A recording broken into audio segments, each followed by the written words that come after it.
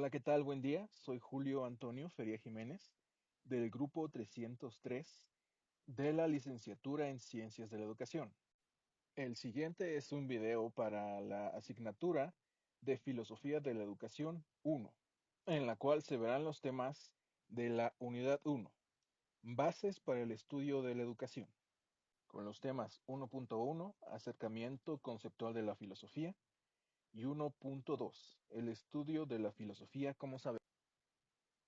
Empecemos con el acercamiento conceptual de la filosofía. Filosofía significa etimológicamente amor a la sabiduría. Busca explicar la causa de todo apoyándose de la razón. La filosofía te lleva a hacer preguntas de alcance universal, que buscan explicar el porqué de las cosas, especialmente sobre el mundo y sobre aquello que le sucede al hombre. Ahora hablaremos de los principios filosóficos más importantes, entre los que se encuentra el principio de no contradicción. Este menciona que una cosa no se puede entender en dos dimensiones contrarias en el mismo lugar y al mismo tiempo. Es decir, que algo no puede estar frío y caliente al mismo tiempo. Principio de identidad. Afirma que cada entidad es idéntica a sí misma. Es decir, yo, Julio, soy idéntico a mí mismo.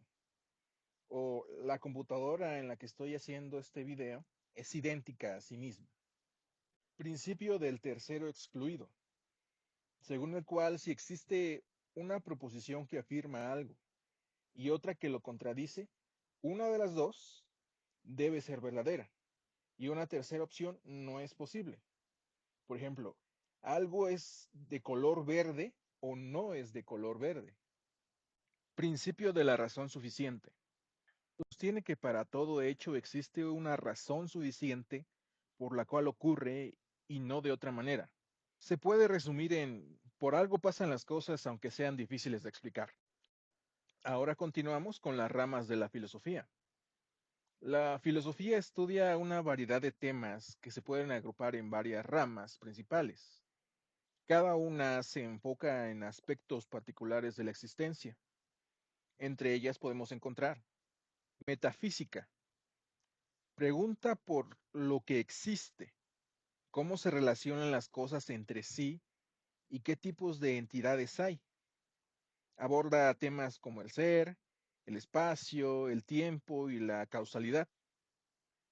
En esta todo se remite a las cosas que solo tienen existencia dentro de la mente del hombre y que no tienen materialidad alguna.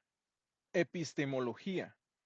Explora qué es el conocimiento, cómo lo adquirimos y qué lo hace verdadero o justificado. Se pregunta cómo podemos conocer el mundo y qué significa realmente saber algo. Ética o filosofía moral. Se enfoca en las cuestiones de la moralidad y los principios que guían nuestro comportamiento.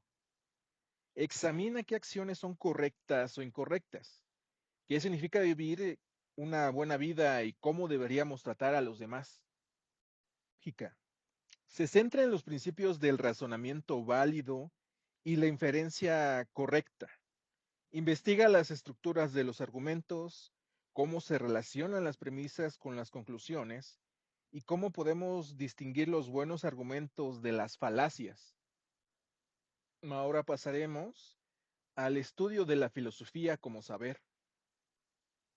El concepto de saber no apunta a una sola práctica mental, sino a un conglomerado de prácticas que pueden ser tanto sensoriales, con nuestros sentidos, imaginativas, con nuestra mente, o intelectuales, analizando la realidad. Todos los datos que obtenemos para comprender la realidad a través de la reflexión racional es conocimiento filosófico. ¿Qué características tiene el conocimiento filosófico? Universalidad. La filosofía siempre ha buscado tener un alcance universal por su interés en toda la realidad, por no limitarse a una sola región ni a una explicación superficial. A diferencia de lo que se piensa, la filosofía no solo es una ciencia teórica, sino práctica. Por ejemplo, en la filosofía de la ciencia, se considera esa cosa llamada ciencia o el fenómeno científico en toda su complejidad, analizando sus diversas dimensiones y contextos. Interdisciplinariedad. Retoma significados de distintas ciencias para nutrir su propia reflexión. Esto significa que integra matemáticas, física, biología, sociología, historia y hasta la música en un solo saber. Apertura. La filosofía no es cerrada, es abierta al pensamiento, al contexto y situación.